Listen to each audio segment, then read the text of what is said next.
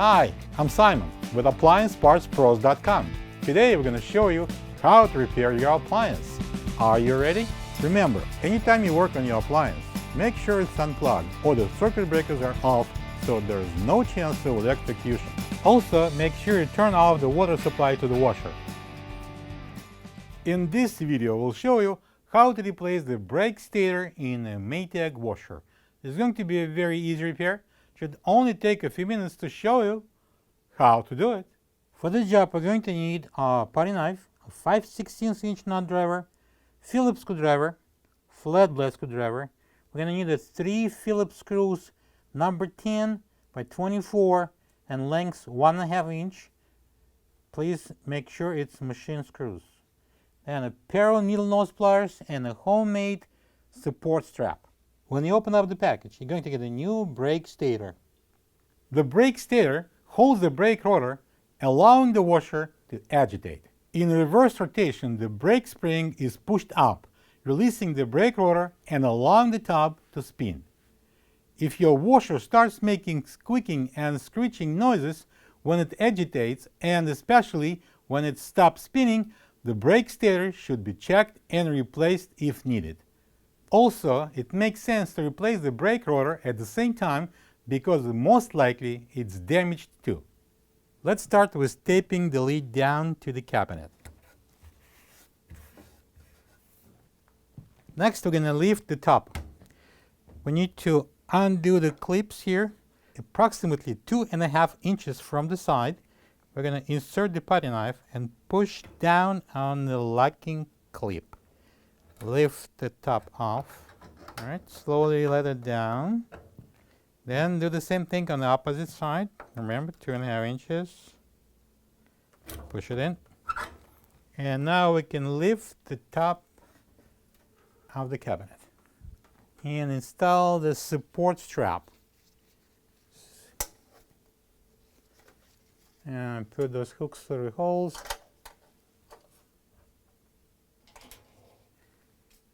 If you have the wall right behind the washer, you can support the top on the wall. And now we're going to use a 5/16" nut driver to remove the 2 screws that holds the front panel to the cabinet. Push the top to the side to get an access to the second screw. And then remove. Now we can remove the front panel. Tilt it towards you, about 45 degrees, and then pull it up to take off the bottom hinges. Slide the long wooden block behind the tub so it will fit inside the frame.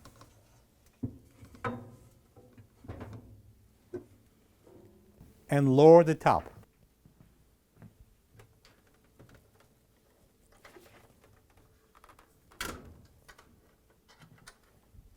Now we're going to put the washer on its back.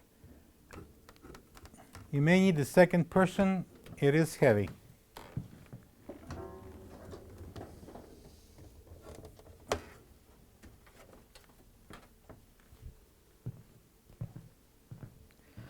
Let's place a towel underneath here because we're going to have some oil dripping. Next, I would recommend you to glove yourself before proceeding.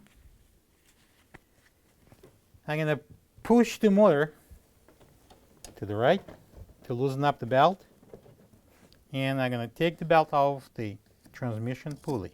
All right, place the belt away. Remove the dust cap. Now, using the flat blade screwdriver, we're going to remove that locking clip. Put it inside the dust cap so it wouldn't get lost. Next, the thrust washer also goes in the cap, and then we're going to pull off the pulley together with the cam inside. So this is the stator, and we need to take it out so it would go through the cutout. As you can see, it's a little below here on the bottom, so we need to shim it up. We're going to use this little block of wood here.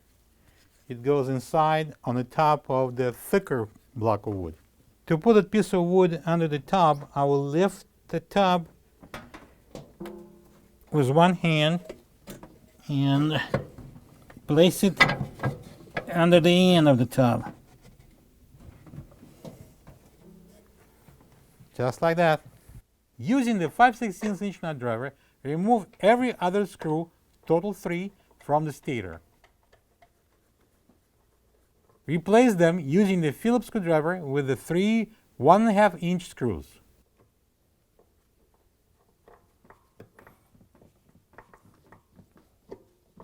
Remove the other 3 5/16" screws from the stator. And now, please be careful what you're doing. Using the Phillips screwdriver, loosen up the remaining screws 3 turns at a time, alternating the screws. That releases the tension from the brake spring inside. When you'll see the stator hangs loose, remove the screws and pull it off.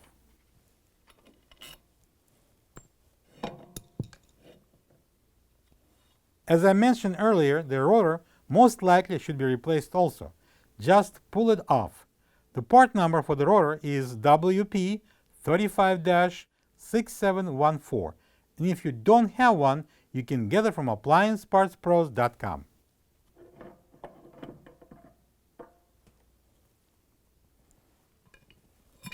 Install the brake spring into the cup.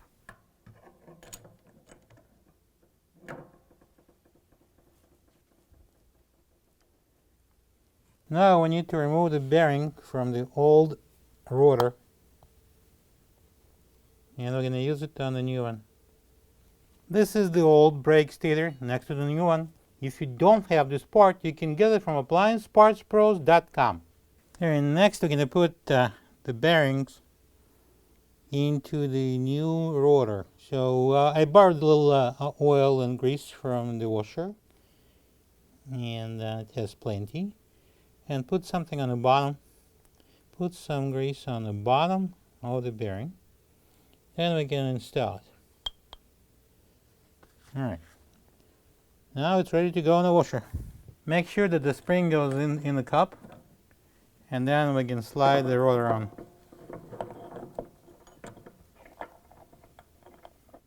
And the bearing wants to come out, but that's no.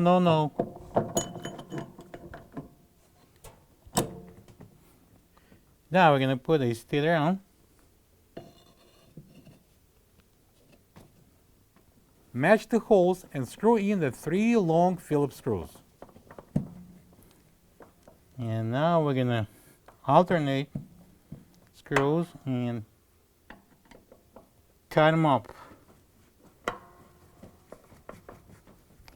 Alright, as you can see, we're all the way in. You can see that the metal is over there, so we can put the shorter screws in. So using 5/16" nut driver, I'm going to install 3 screws, and after that we can take out the Phillips screws.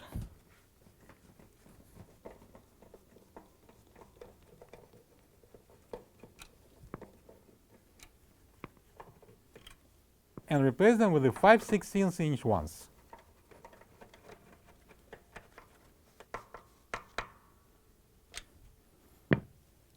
Next, we're going to put the transmission pulley together with this white cam, well, at least it used to be white, on the shaft.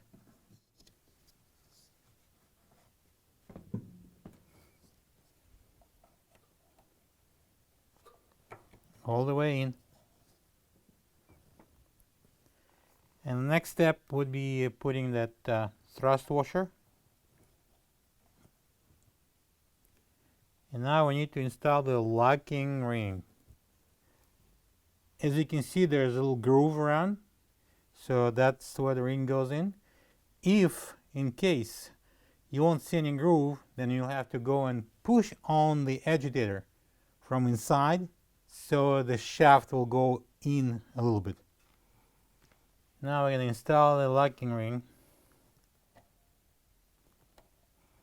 into the groove and use the needle nose pliers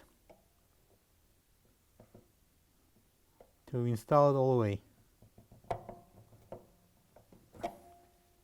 It's in. So next, dust cap goes on.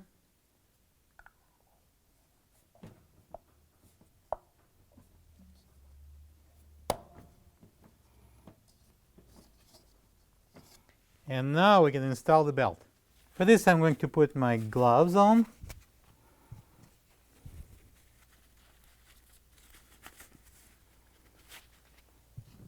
And then we're going to install the belt. So put it on the pump pulley. Then we're going to put it on the motor pulley. And turn the motor to the right, as we did when we were taking it off. Install it on the transmission pulley and turn it slowly so the belt will pop on. Okay, now we can remove the towel and put the washer upright. Alright, now we can move that small block out. Now we're going to lift the top and slide the wood out. And now we're going to lift the washer upright.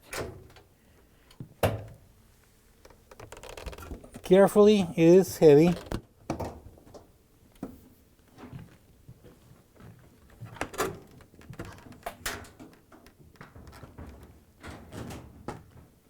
And we can open the top and put the strap on.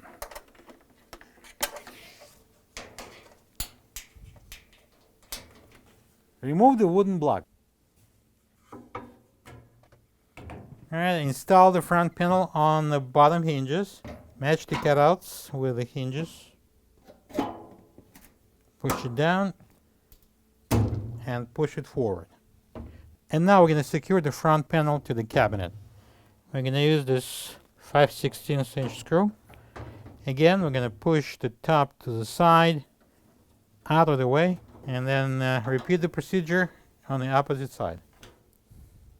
And now we can remove the holding strap.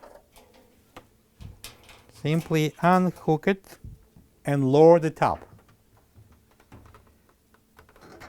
Put it down and push it to lock on both clips. Now we can remove the tape. Turn the water on. Plug the washer in and make sure it runs good. Thank you for being a part of another successful repair brought to you by AppliancePartsPros.com. For any of your future appliance repair projects, please check out our other repair videos available on our site, on Facebook, and on YouTube.